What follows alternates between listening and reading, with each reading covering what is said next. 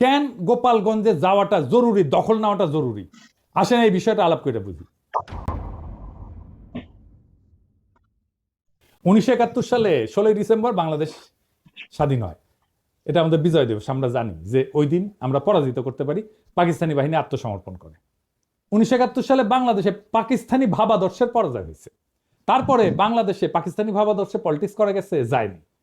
বাংলাদেশকে মাইনাই পলিটিক্স করতে হয়েছে, এটাই নর্মাল।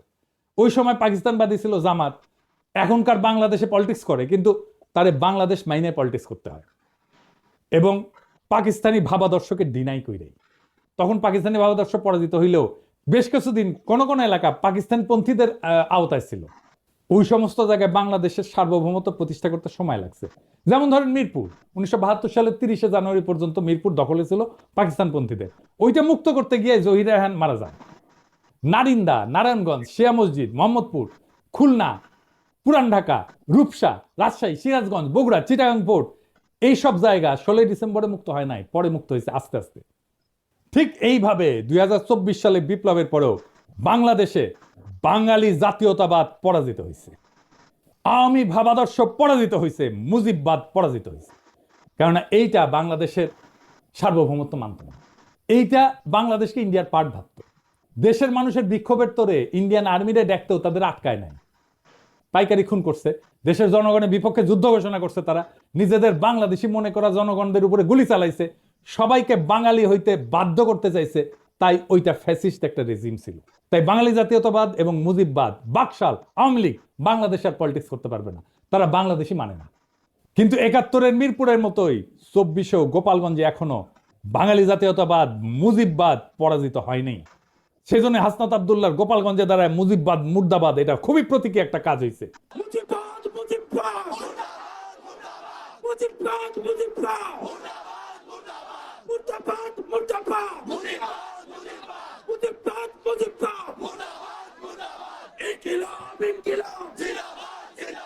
আমি গোপালগঞ্জের আমজনতারে বলবো, আপনারা বাংলাদেশ না মানা রেসিস্ট, ফ্যাসিস্ট বাঙালি জাতীয়তাবাদে থাইকেন না, আর মদত দিয়েন না। সারেন্ডার করতে বাধ্য করেন অ্যান্টি বাংলাদেশ বাঙালি জাতীয়তাবাদী এবং মুজিববাদীদেরকে। পরাজয় মাইনে নিতে বলেন, মাইনে নিয়ে বাংলাদেশের মেইন স্ট্রিমে জয়েন করতে বলেন মেহেরবানি কইরা। আর এটা যদি না করতে চান, গোপালগঞ্জ বিপ্লবের বাংলাদেশের সার্বভৌমত্ব প্রতিষ্ঠা করা হবে। আপনারা এক সপ্তাহ টিকতে পারবেন না, আর্মি পুলিশ কিচ্ছু লাগবে না, জাস্ট আপনাদের সাপ্লাই চেইন বন্ধ করে দেওয়া হবে। আপনারা বাইরে হতে পারবেন কিন্তু ঢুকতে পারবেন না।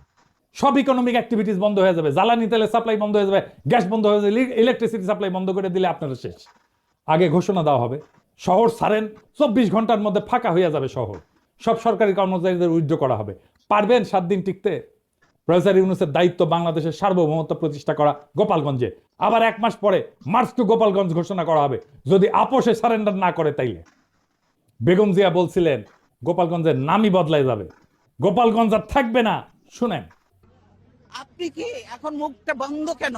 এই যে মহিলা, আপনার মুখটা এখন বন্ধ কেন বলেন তো? কি বলছিলেন এতক্ষণ ধরে? মুখটা বন্ধ কেন এখন? দেশ কোথায়? গোপালী? গোপালগঞ্জ জেলার নামই বদলে যাবে, বুঝছেন? গোপালগঞ্জ আর থাকবে না। এইটা বাস্তবায়ন করতে হবে। এর জন্য 2টা কাজ করা যায়। এক, গোপালগঞ্জের নামটা বদলে ফেলাই যায়, বা জেলা সদর পরিবর্তন করে অন্য উপজেলায় নেওয়া যায়, নাম বদলায় দেওয়া যায়। গোপালগঞ্জ বদলে কাশিয়ানি করা, কিন্তু মৌলিক কোনো পরিবর্তন করা হবে না। আর 2 নম্বর হচ্ছে গোপালগঞ্জের উপজেলাগুলোকে জিওগ্রাফিক্যাল লোকেশন, রোড কানেক্টিভিটি এবং হিস্টোরিক্যাল কালচারাল কানেকশনের ভিত্তিতে অন্যান্য জেলার সাথে রিডিস্ট্রিবিউট করে দেওয়া, গোপালগঞ্জ জেলাই বাদ দিয়ে দেওয়া। এক্ষেত্রে যেটা করা যেতে পারে, 1 নাম্বার, কাশিয়ানি এবং গোপালগঞ্জ সদরকে নড়াইলের সাথে যুক্ত করে দেওয়া যায়, মাকসুদপুর উপজেলাকে মাদারীপুরের সাথে যুক্ত করে দেওয়া যায়, কোটালীপাড়াকে বরিশালের সাথে যুক্ত করে নতুন নামকরণ করে দেওয়া যায়, আর টুঙ্গিপাড়াকে বাগেরহাটের সাথে যুক্ত করে নতুন নামকরণ করা যায়।